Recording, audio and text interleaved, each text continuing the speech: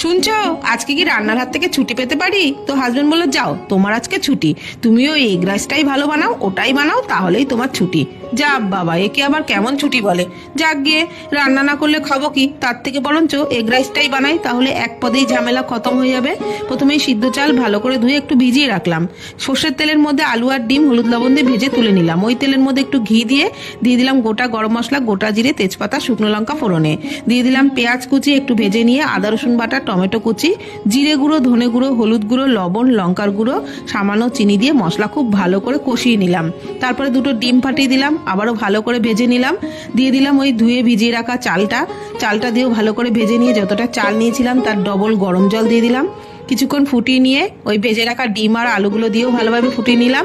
নামানোর আগে চাল সিদ্ধ হয়ে গেলে চেরা কাঁচা লঙ্কা, গরম মশলার গুঁড়ো, ধনেপাতা কুচি ছড়িয়ে পরিবেশন করেছিলাম। হাজবেন্ড তো একদম তোফা তোফা করে খেয়ে নিল।